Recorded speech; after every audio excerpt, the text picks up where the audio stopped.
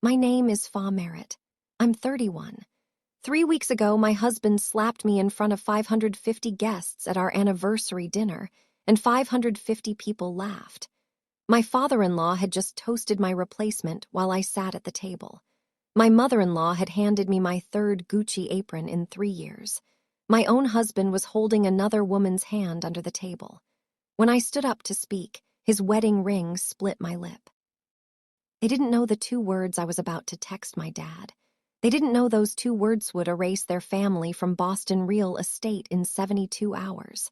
Before I take you there, if stories like this one matter to you, please like and subscribe. And in the comments, tell me where you're watching from and what time it is for you right now. I read everyone. Now, let me take you back 3 weeks to the night I still believed love was enough. Let me back up further. 4 years. The first dinner I ever had at the Alden house in Brooklyn. I wore a gray sweater I'd owned since law school. I brought a peon pie I'd baked that morning at 6. I'd met Declan 8 months earlier, and I loved him the way you love someone you haven't told the whole truth to yet. Vivian opened the door. She looked at my sweater for 3 full seconds.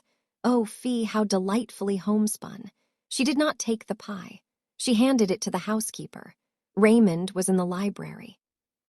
Whiskey, eyes on me before I sat down. Tell me about your people, Faye. I'd practice this. My father works in automotive. My mother passed when I was 19. Raymond smiled. Automotive, so he's a mechanic. He started out that way. Yes, a grease monkey. He turned to Declan. Son, you're marrying down. Declan laughed. It was soft. It was short, but he laughed. Vivian touched my wrist. Oh, honey, that's so sad about your mother, truly. The word sad got stuck somewhere between her throat and her teeth, like she'd never used it before. I excused myself to the bathroom. I stood at the sink. I looked at my face in the mirror for a long time. I decided quietly not to tell Declan who my father really was. I wasn't ashamed. I wanted to see if he would stand next to me when he thought I had nothing. That decision would cost me 3 years. It would also save me everything else. When I came back, Declan was laughing with his father about a tennis match. He did not look up. Here is what I wasn't telling him. My father's name is Arthur Merritt. He is 62. He has a permanent grease stain on his thumb knuckle that he got in 1987 changing a timing belt, and he will show it to anyone who asks. In 1985, he was a mechanic in Worcester. He made $9 an hour. He bought a failing garage for $17,000, then the lot behind it. Then a strip of commercial zoning nobody wanted in 1991. 35 years later, Merritt Holdings manages $3.2 billion in real estate and private lending across the East Coast. My father still drives a '92 Ford F-150. He still wears flannel to board meetings. Bankers mistake him for the HVAC technician, and he lets them. My mother, Ellen Merritt, taught me one sentence before she died. Fa, let them underestimate you. It's the cheapest advantage you will ever get. She said it from her hospital bed. I was 19. I wrote it down. I started hiding my family the day my high school boyfriend found out and asked me to buy him a car. I got into Boston College law on my own transcript. I paid tuition with my own scholarships. I took a job at Bergman and Rowe instead of going in-house at a firm my father silently owned a stake in. My father agreed to stay out of my life on one condition. Kiddo, the day you need me, you call and I come. I was 25 when I made him that promise. I thought I might never use it. I used it 6 years later with my lip bleeding at the Four Seasons ballroom. Declan Alden walked into a pro bono legal clinic in Dorchester on a Tuesday in March. His firm required 10 volunteer hours a year. He thought he'd stay 1. He stayed 6. Then he asked me to dinner. I said no. He asked again Thursday. I said yes on Saturday. For 11 months he was kind. He remembered I hated cilantro. He brought chicken soup when I had the flu and didn't comment on my apartment. He asked about my father exactly twice. Both times I said, he fixes cars, he lives alone, he's fine. Both times Declan nodded and let it go. I thought that meant he respected me. I think now it meant he didn't want to know. He proposed at the faux shop on Dorchester Avenue where we'd had our second date. The ring was his grandmother's. Small reel, I said yes. I called my father from the sidewalk. Dad, I'm getting married. A long pause then. He good to you? Yes. He no, another pause. You want my opinion or not? Not yet. Okay, kiddo, call me when. Raymond insisted on a prenup 3 weeks after the engagement. His voice on the phone to Declan was loud enough for me to hear through the wall. Son, we're not letting some Worcester girl touch the company. I smiled at the ceiling. I called Gregory Finch that afternoon. My father's general counsel for 25 years. The man who reads a contract the way my father reads a break line. Gregory, I need you to review something quietly. Gregory laughed low and warm. Kiddo, I've been waiting 3 years for this call. The prenup was signed in a mahogany conference room on Federal Street. Raymond sat across from me in a $3,000 suit. Gregory had given me 16 pages of notes the night before, highlighted in 3 colors. The document ran 49 pages.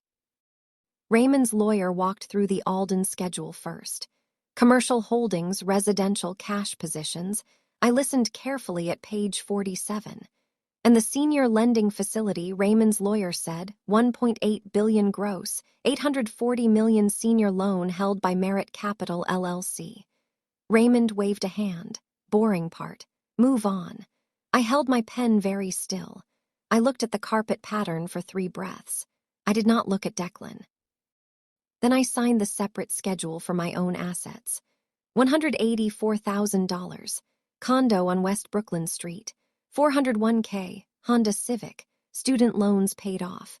Raymond glanced at the total. He smiled at Declan. Son, we locked the vault. Declan smiled back. He did not read my page. I walked out of that building, drove to my apartment, and called my father from the parking garage. Dad, kiddo, Alden Properties owes Merit Capital $840 million.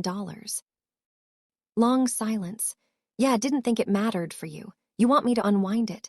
No, you sure? I'm sure, kiddo. You are marrying into your own collateral. I know. What do you want from me? Stay out until I call. He exhaled. How long you planning to wait? Until I know who he really is. Gregory Finch's fingerprints were on every clause that would one day protect me. I did not know it then. I know it now. The first Christmas, Vivian wrapped my gift in silver foil. I opened it at the dinner table. 17 people watching. A Gucci apron, cream with a stripe. Oh, honey, for the kitchen, aspirational, laughter around the table. Declan laughed too. I laughed at myself because that seemed easier. I put it in my closet. The cousin's wedding, spring, year 1. Vivian seated me at the children's table. There was a mix-up with the cards, sweetheart. The kids love you anyway. I ate chicken nuggets next to a 9-year-old who asked me if I was a grown-up. I said sometimes. Raymond's 65th birthday, year 2. He toasted Declan in front of 40 people. My son married kindness, not class, but kindness is important too. Declan kissed my cheek afterward. He's just like that, Faye, don't make it a thing. Year 3, second Gucci apron. Year 3, cousin's baby shower. Vivian introduced me as our Worcester girl, still learning. I started a notebook. Black moleskin, $14 at a papyrus on Newbury Street. Date quote. Witness. I did not know what I was building. I only knew that memory was a liability I could not afford. My best friend, Nora Callahan, sat across from me at a Thai place on Teamont. Faye, why are you still there? I love him. Faye, I know your love is a luxury he cannot afford. I laughed once, I stopped laughing. I went home that night. Declan was on the couch watching ESPN, I said. I had a hard day. He said, and did not turn his head. I opened the notebook. I wrote 1 sentence. He did not turn his head. I closed it. Raymond called Declan into the Alden conference room on a Monday. I heard the call on speaker because Declan forgot to close the den door. The 3-year is a PR event. Full stop, 550 guests. Boston Globe, Boston Magazine. Mayor's office confirmed. You will behave like a CFO. Your wife will behave like a wife. Declan, she always does. She wears beige. She smiles. She has no opinions about the Hall Vances. A long pause. Dad, is Cressa coming? She is seated at our table. Dad. Declan, do you want the chair or not? I want the chair, then you behave. The call ended. Declan came into the kitchen where I was chopping carrots. He did not say I'd heard. He did not say I hadn't. He said, babe, I need you to smile a lot on Friday. We have a business situation. I said, what situation? You won't understand the finance. I finished the carrots. It said, okay. That night, my phone lit with an email from Gregory Finch. Alden Properties Q4 compliance report filed today. 3 debt covenants in breach continuous since month 14. Merit Capital Compliance Desk has been holding the default letter at Arthur's instruction. He asked me to tell you nothing has changed. He is waiting on your word.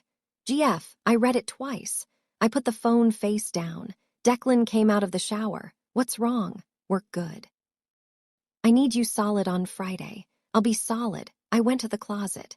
I took out the beige dress Vivian had approved. I hung it on the back of the door. I looked at it for a long time. The Four Seasons ballroom holds 550 at round tables of 10. Marble columns, 3 chandeliers, a string quartet in the corner playing Patchel Bell on a loop like someone had paid them to stay polite. I wore the beige dress. I wore small pearl earrings. My mother's. I don't lie about that part to myself anymore. Cressa Hale Vance was at the entrance when we arrived. She hugged Declan for 4 seconds longer than she hugged me. She hugged me for 1. Raymond introduced me to a state senator. This is my son's wife. She's local. The senator shook my hand. Which firm? Bergman and Rowe. Contract work mostly. His eyes flickered. Your name is Merritt. Yes. Did you argue the Whelan pension brief last year? Raymond's smile caught. I wrote it. The senator nodded. Masterful.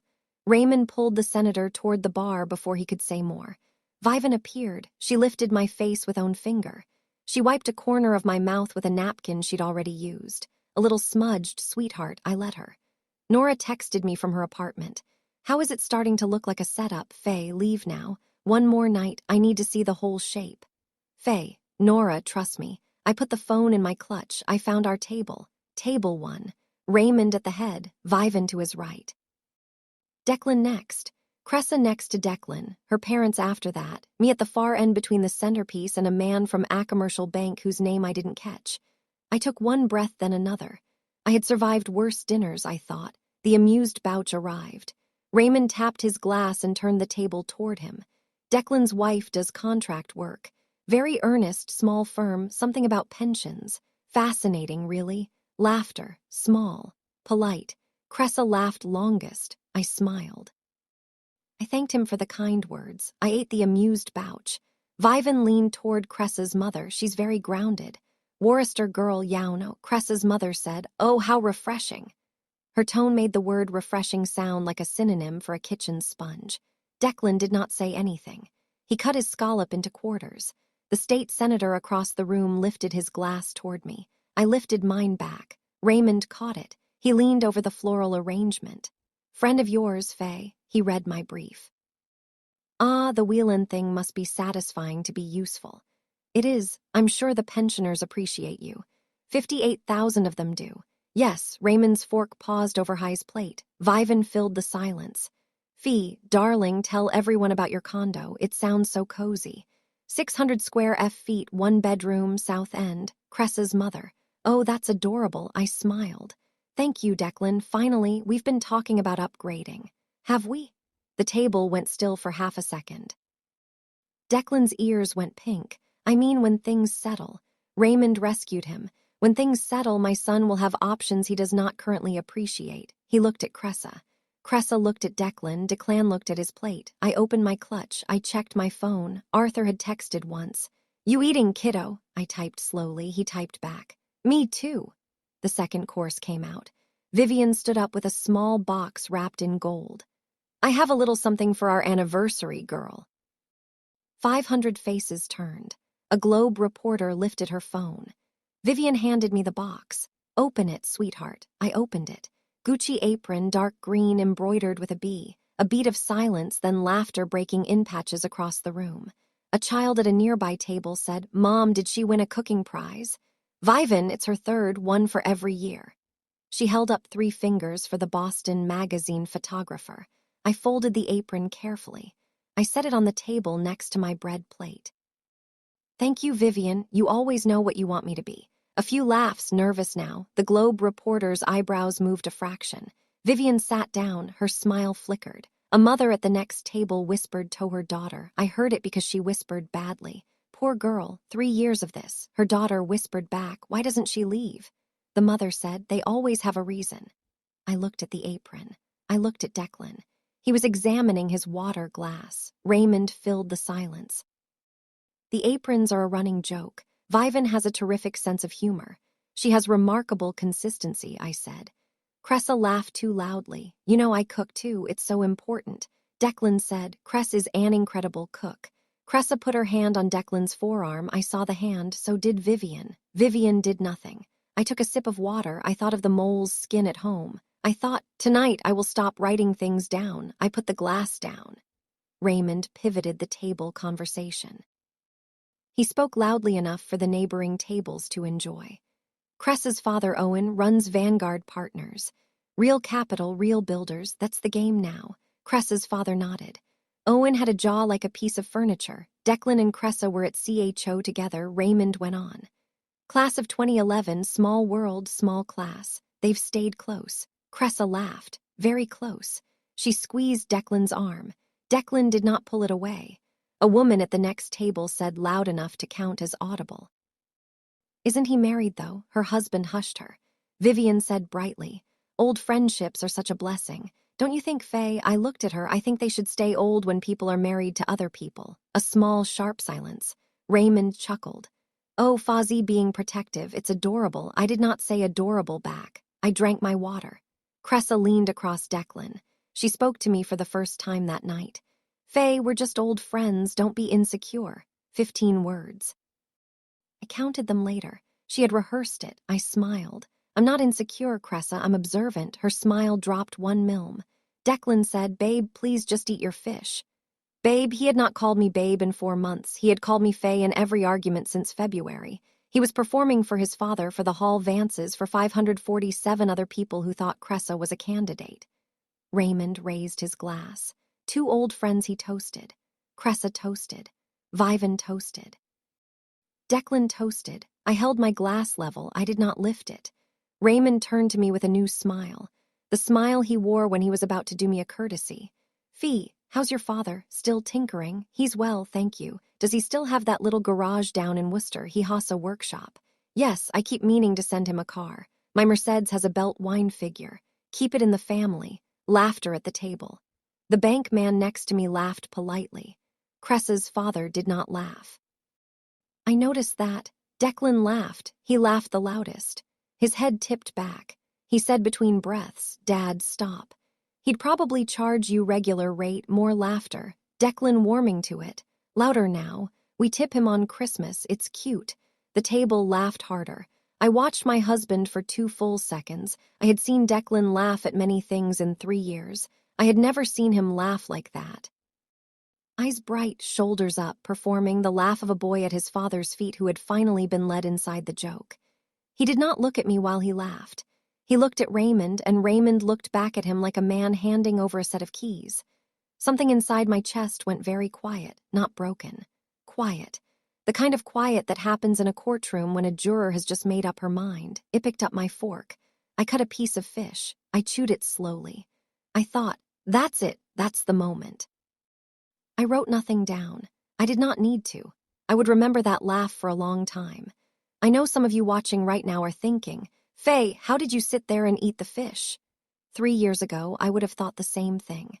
If you have ever been at a table where your own husband laughed at jokes about your family, drop a broken heart in the comments. I want to see who's with Metonite.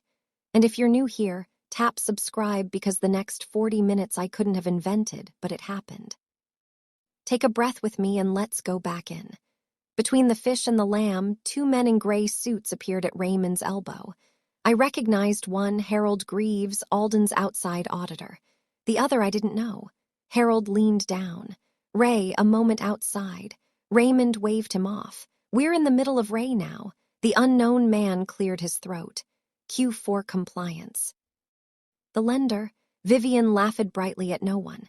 Business always. Go, darling, Raymond stood. He followed them to the hallway. The door swung behind them. It did not close all the way. I heard the auditor's voice through the gap. Ray, we are 14 months in breach. They are going to call it. Raymond, they haven't for 14 months. That's not reassurance. That's unusual. Who is they? The senior lender, Merit Capital. And they asked for board materials last week. Quietly, I stopped breathing for a count of 3. I looked at Declan. Declan waist-exting Cressa, who was 6 feet away. I watched his thumb type. I looked at the centerpiece. Orchids, white, obscenely tall. Raymond came back. His color was off. He sat. He did not look at Vivian. Vivian did not ask. He poured himself another glass. He drank half. He said to no one and everyone, "We're fine. We are absolutely fine." Vivian, of course we are, darling. I picked up my phone under the table. I texted Arthur. Auditor just flagged the breach out loud. Arthur, how out loud? Full sentence, 2 feet from me. Kiddo, you okay? Ask me in an hour. I put the phone down. I picked up my knife. Raymond tapped his glass, not the official toast. A preview. Men at tables nearby leaned in. Friends, while we wait for the lamb, I want to speak briefly about the future of this company. Vivian clapped twice like a small applause machine. Alden Properties is in its 43rd year. My father started it with 3 properties in Back Bay. I have grown it to over 60. Declan, my son, is the future. Polite applause. And the future of a company is never one man. The future is the alliances that man makes, the partnerships, the marriages, metaphorical and otherwise, that determine whose wisdom we carry forward. His eyes moved over Cressa, slow enough to be seen, fast enough to pretend it wasn't deliberate. I look around this room and I see opportunity. I see families whose values complement ours. I see capital that knows where to go. Cressa's father, Owen Holloway Vance, inclined his head a half-inch to the future of the Alden name. Raymond raised, Owen raised, Vivian raised, Cressa raised, Declan raised. I did not raise. The Boston Globe reporter lifted her phone. The shutter clicked. Vivian nudged Declan. Declan nudged me. Babe, raise your glass. No, he turned his head. Faye, please, no, Declan. His jaw tightened. You're embarrassing me.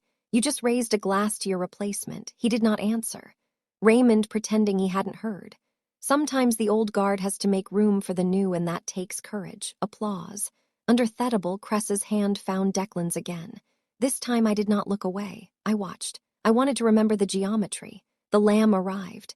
Vivian took it as her cue.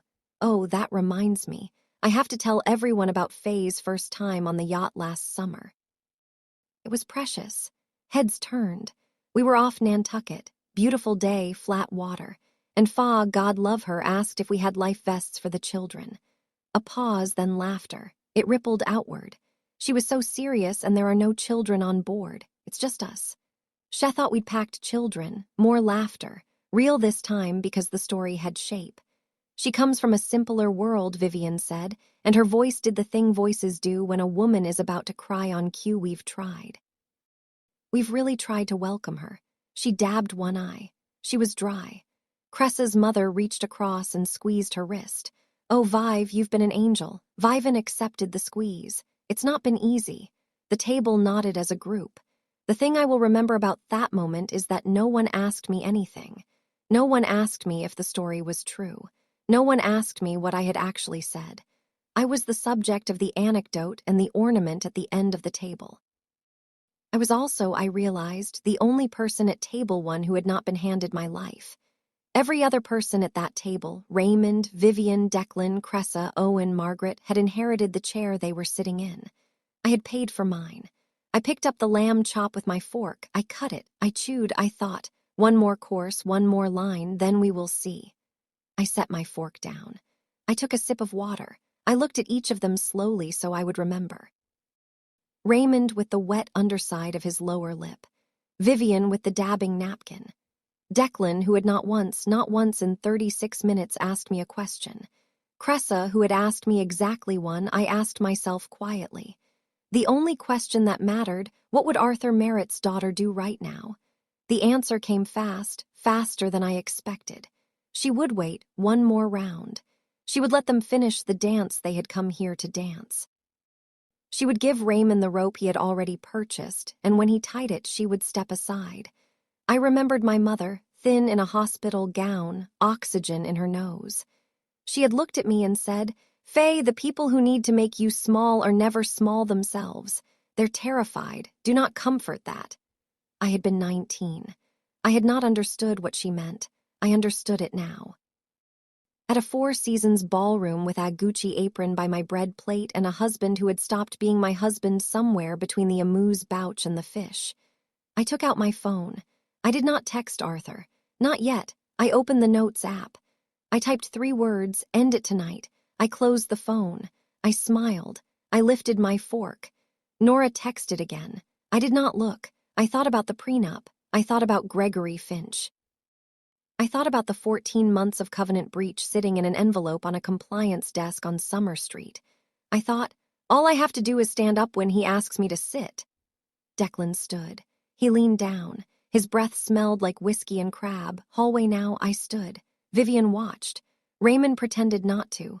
We walked through the kitchen doors into the service hall. Marble white empty except for a waiter pretending not to see us. Declan turned. His face was red. "Faye, you need to smile." "I need you to smile. My father is watching you, I noticed. Stop it with the tone, just be a wife for 2 more hours. Define wife, Declan. Jesus, Fa, you've been holding Cressa's hand for 40 minutes. She's an old friend, she's a candidate." His eyes did a small tell, a flinch at the corner. I had been right.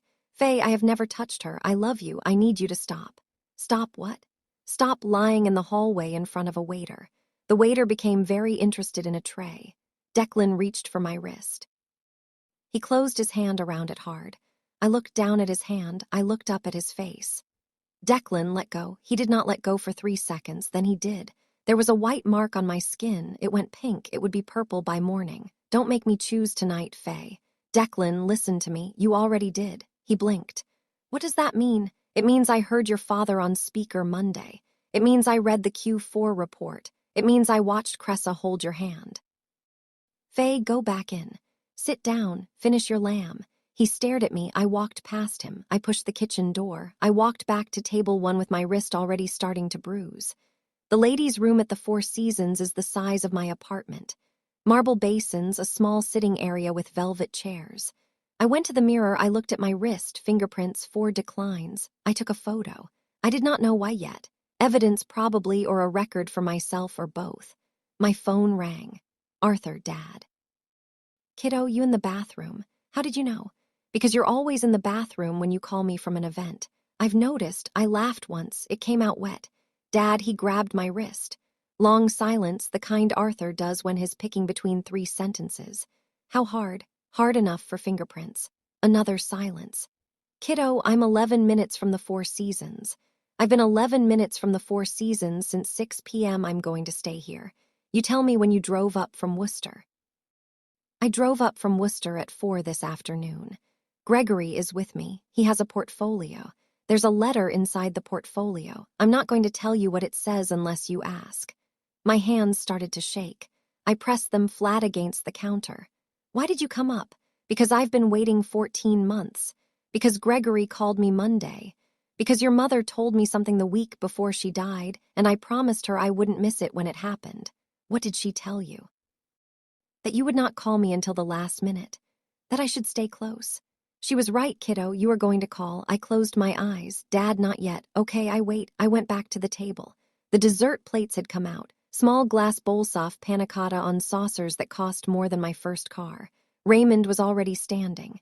He had a fresh glass champagne flute. He tapped it with a silver knife. 3 clear notes. The ballroom quieted. 550 faces turned toward table 1. The string quartet went silent. The Boston Globe reporter lifted her phone into position. The Boston Magazine photographer did the same. Raymond smiled the smile he wore at shareholder meetings, wide even. Friends, family, dear partners, old and new, polite laughter. 3 years Agatonite, my son brought home a young woman from where was it? Declan, Worcester, God bless it. Her father is a mechanic, a real salt-of-the-earth type. A few laughs, uncomfortable, spread unevenly. Under the table, Cressa slid her hand onto Declan's knee. I watched it happen. Vivian watched it happen. Vivian smiled. Raymond continued. "And we at the Alden family have watched for 3 years now with love, with patience, with," he paused, "milked it. Considerable hope." Cressa giggled. She did not cover it. "My son is a good man, a good CFO, a good," he looked around the room, "candidate for the kind of future this family needs." Cressa's father leaned forward in his chair. I put my napkin on the table, folded, corners aligned, old lawyerly habit. Under the table, my phone lit once. Arthur, I'm in the lobby. I did not answer. I watched Raymond raise his glass. Raymond lifted the flute higher. The chandeliers caught it. 3 years ago, my son brought home a nice girl, kind, earnest, and we had hopes. I'll say it because we're among family, that with time and care and a little exposure, she might grow into this world. A few laughs, louder now, permission laughs. She has tried truly. She has worn the dresses. She has come to the dinners. She has even, bless her, attempted the yacht. Vivian let out a theatrical laugh. It was the signal. The ballroom laughed with her, and we've loved watching her try.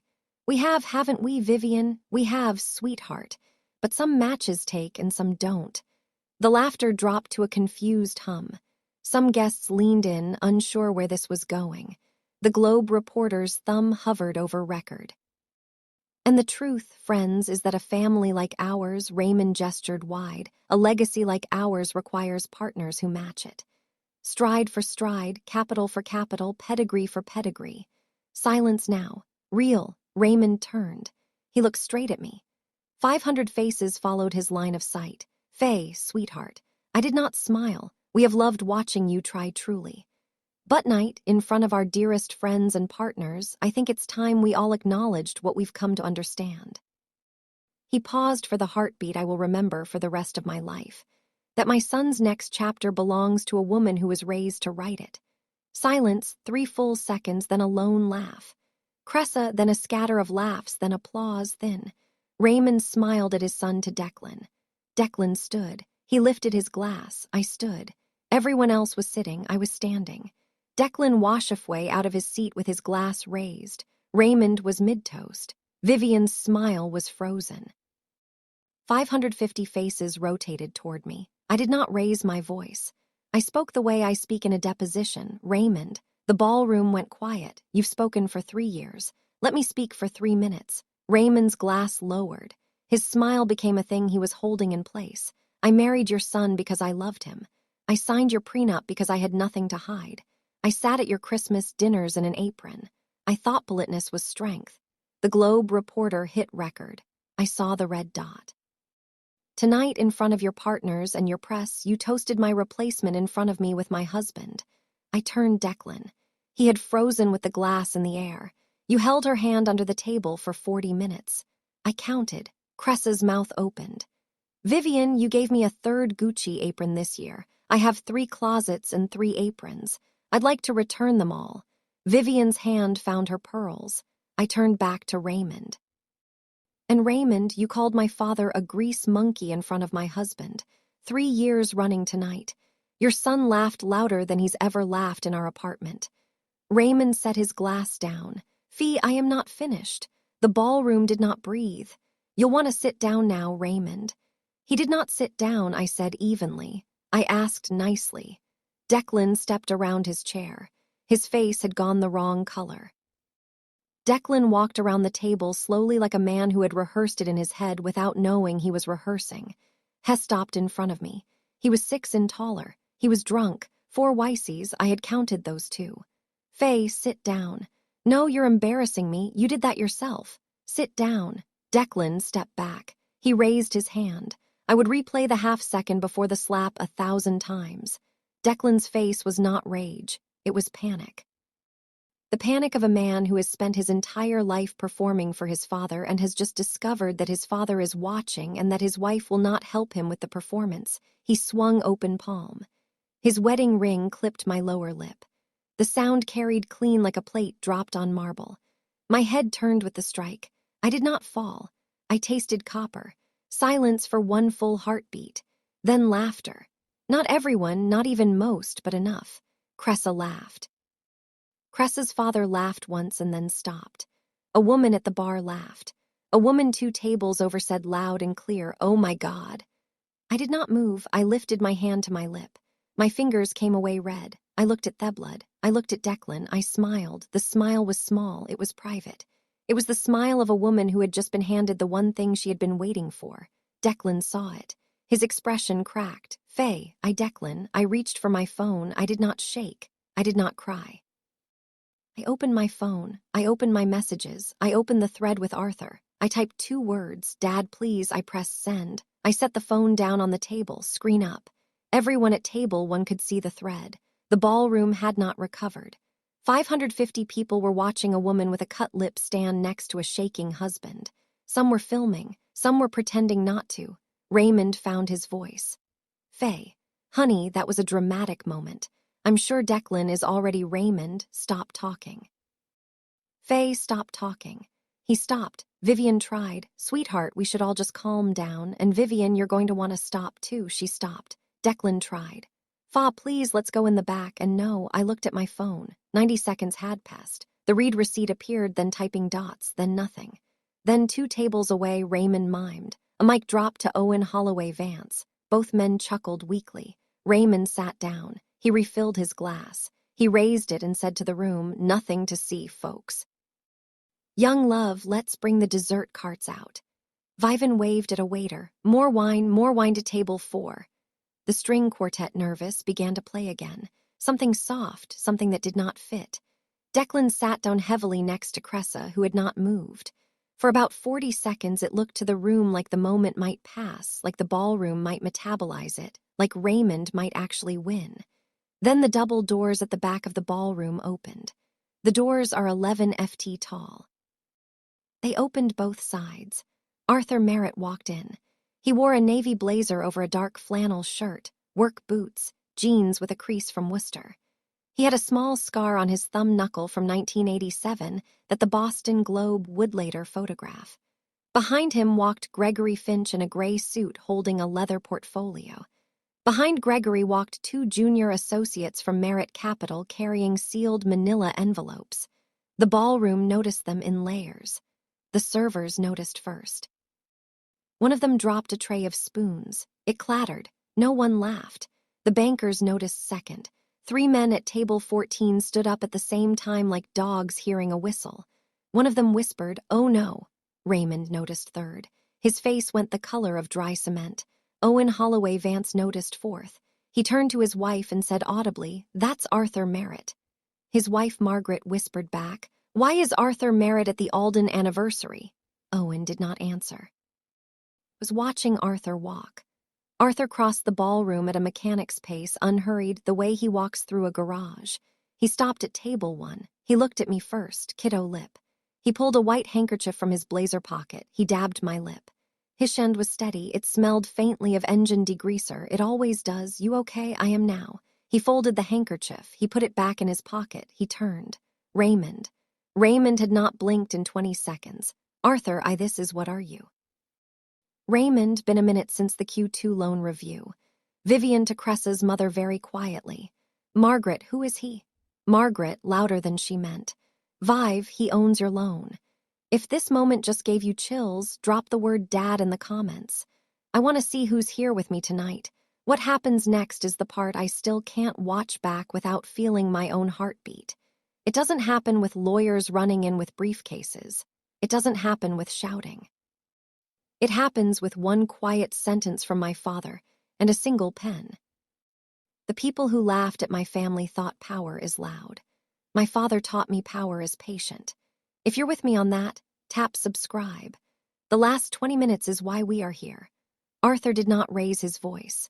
He has not raised his voice since 1979. Raymond, 14 months ago, Alden Properties breached Covenant 4.2 on the $840 million senior loan from Merritt Capital Debt to Equity. You breached it again in April and July and last month. Raymond's mouth opened. No sound came out. I gave you 14 months, Raymond, because my daughter asked me to. A gasp at table 4. A banker at table 14 sat down hard. Tonight your son put his hands on my daughter twice. Declan's face went the color of milk. Twice. The wrist earlier, the face now, both in a Four Seasons hallway, both in front of witnesses. Gregory Finch stepped forward. He opened the leather portfolio. He took out a single document, 3 pages notarized. Notice of event of default and acceleration. Gregory said, his voice carried, not loud, clear. Delivered to the corporate secretary of Alden Properties via certified mail at 6:47 this evening, 63 minutes ago. A second copy is here for your personal acknowledgement." He set it on the white tablecloth in front of Raymond's panna cotta. Raymond stared at it. "Arthur, we have a cure period. We have 30 days.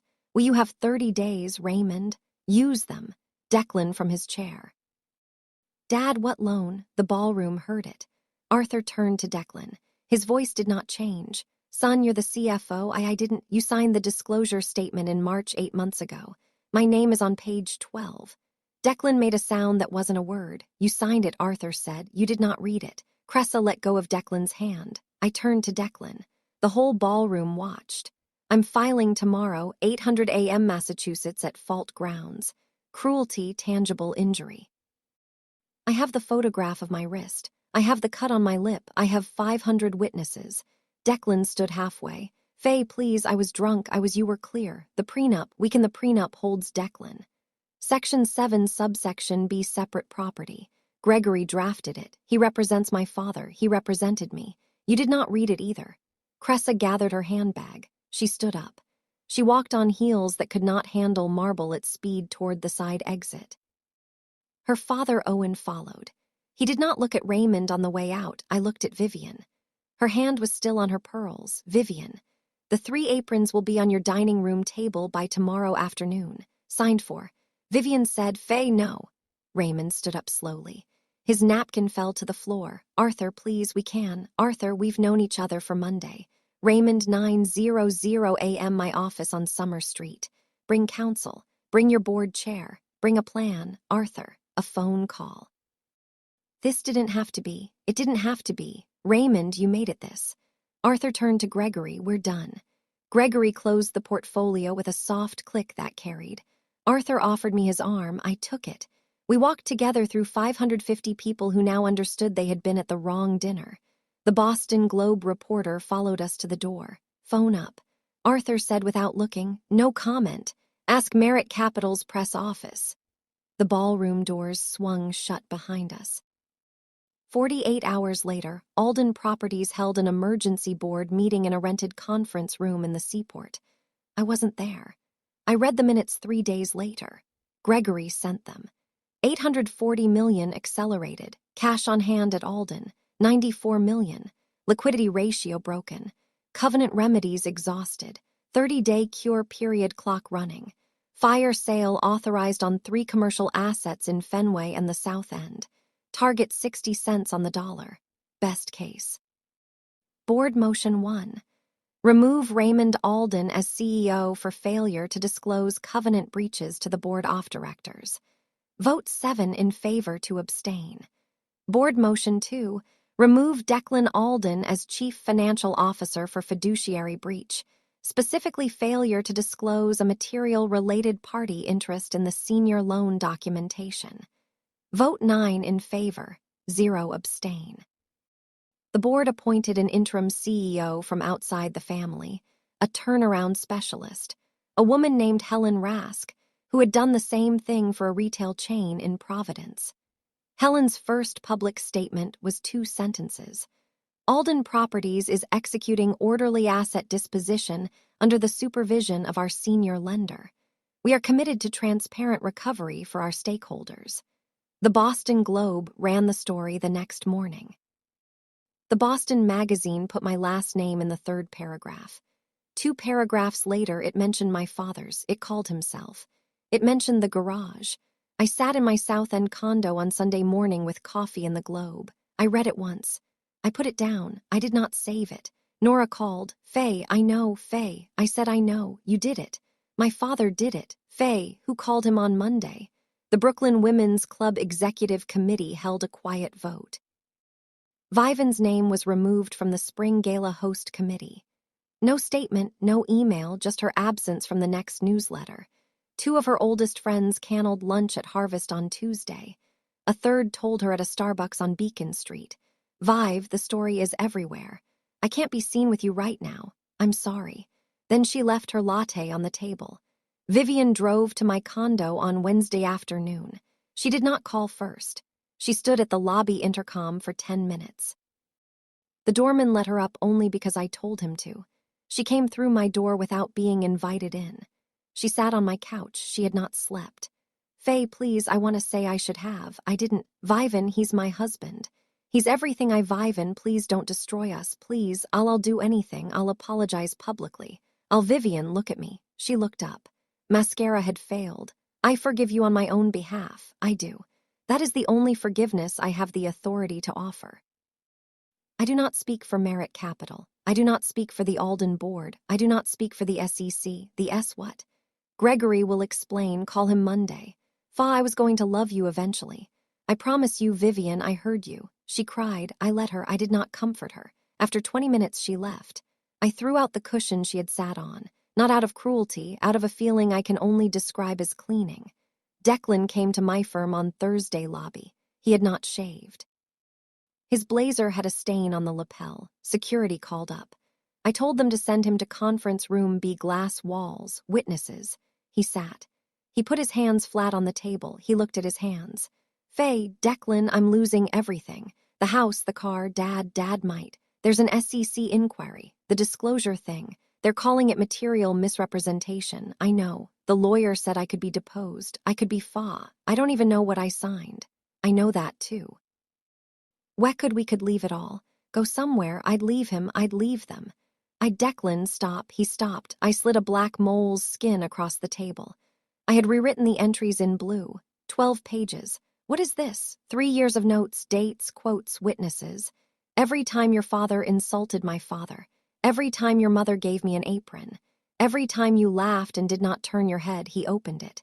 He read the first page. He put his hand over his mouth. I'm not giving it to the court, Declan. I'm giving it to you. So you know I wasn't surprised. I was patient. I'm so sorry. I believe you are sorry. I also believe it took losing everything to get you there. The job, the father, the house. That is not enough for me. He was crying. I did not move. Goodbye, Declan. Faye, don't come back. Not the firm, not the condo, not the clinic, not ever. I stood. I walked out. He did not follow. By the following week, the SEC had opened a preliminary inquiry. Not a charge, not yet. Just a subpoena for documents. The question on the record whether Alden Properties' failure to disclose 14 months of continuous covenant breach to its public bond holders constituted material misrepresentation. Raymond's outside counsel charged $690 an hour. The retainer was $2 million. Vivan put the Brooklyn house on the market in the 3rd week. Ask price 9.6. Zillow estimate 7.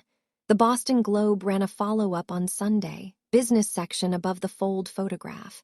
Raymond entering his lawyer's office on Federal Street, face down, hand up to block the camera. The caption read, Raymond Alden, removed as CEO of Alden Properties last month, exits counsel after a 3-hour meeting. A reporter called my office. Her name was Janet Park. She had been on my brief of the Wheeling case the prior year. Janet, I have to ask, was this personal? I thought about it for a full 3 seconds. Janet, it was financial. It was always financial. They signed the documents. They didn't read them.